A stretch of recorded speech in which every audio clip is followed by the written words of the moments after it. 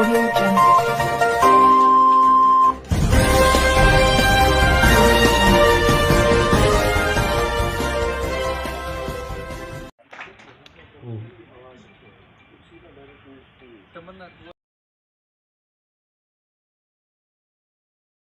आए हुए हैं, बट आई एग्री कि यहाँ कॉलेज के जो नहीं भी लोग हैं, मेरी दरखास्त सबसे रहेगी कि जितने लोग यहाँ बैठे हुए हैं वो अगर जो चीजें मैं बता रहा हूँ अगर आगे तक स्प्रेड कर पाएंगे।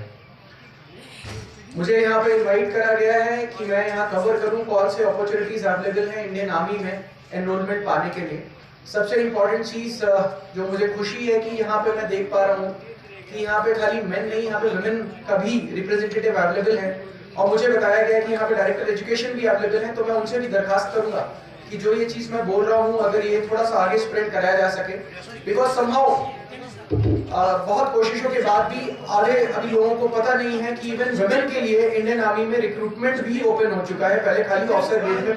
फर्स्टली जॉब सेटिस्फैक्शन, ये एक अकेला एक ऐसा करियर है जिसमें आप जो भी चीज करेंगे आपको जॉब सेटिस्फैक्शन मिलेगा। मैं ये ऐसा नहीं कहता हूँ कि बाकियों में नहीं, बट इसमें क्वांटिफाइड रिजल्ट आपको सामने सामने दिखाई दे जाता है।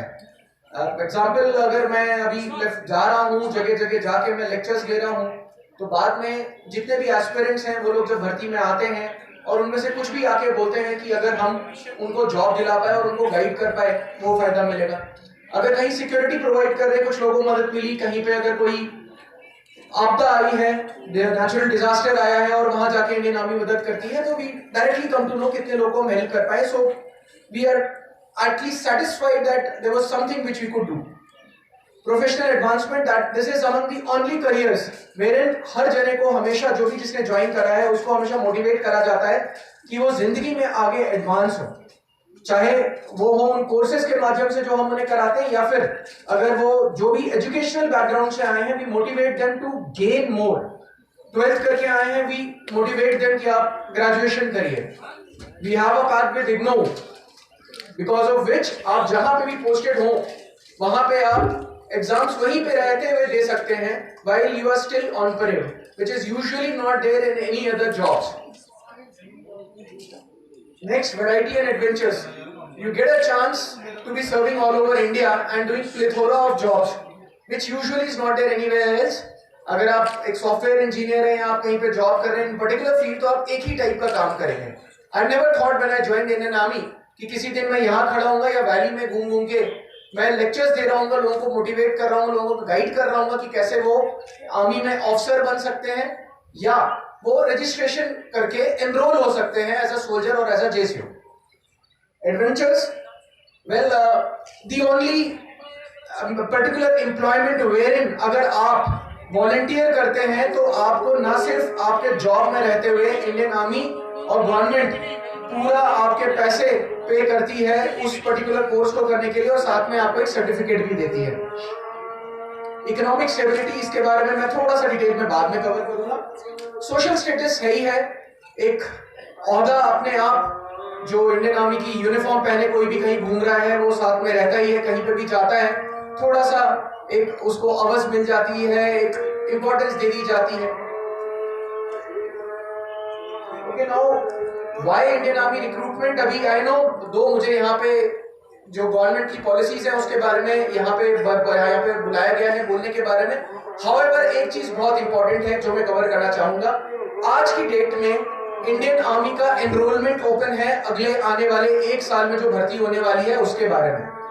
सो किस्मत से इस समय ये सही मौका है कि मैं आप सबको इस बारे में बता पा रहा हूँ। और अगेन मैं ये दरखास्त करूंगा कि जो लोग यहाँ नहीं है उन तक अगर आप ये बात पहुंचा पाए। ये जो एनरोलमेंट है ये 22 मार्च इसकी लास्ट डेट है रजिस्ट्रेशन की, और कोई भी जो एस्पिरेंट है, कोई बच्चा जो ज्वाइन करना चाहता है अगर 22 मार्च तक रजिस्टर नहीं करता है तो अब ये रजिस्ट्रेशन अगले साल ही खुलेगा इसके बाद। सो एक इंपॉर्टेंट एक साल उसकी जिंदगी का जो उसके एज क्वालिफिकेशन के हिसाब से है वो मिस हो सकता है।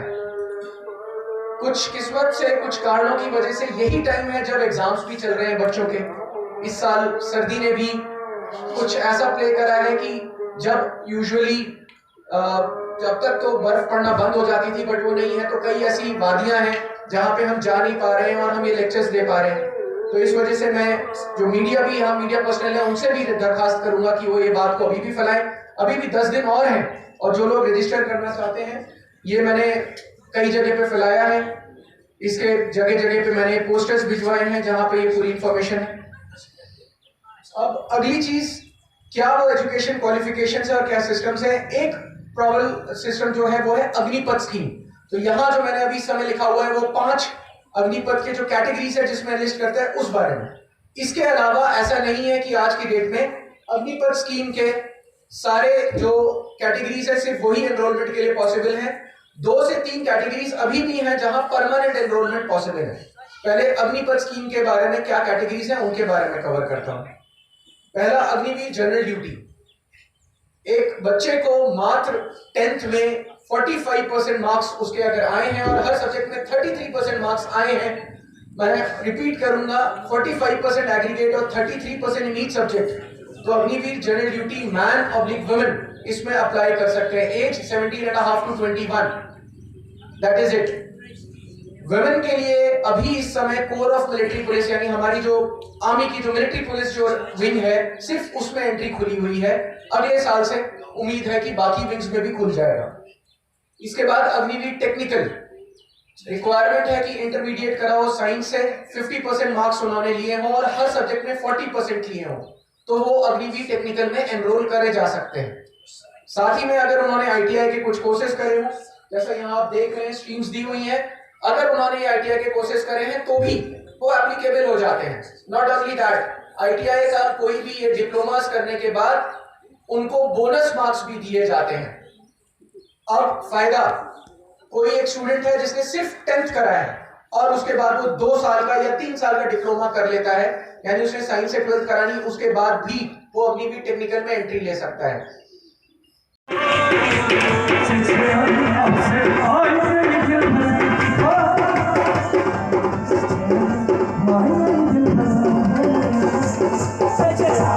Say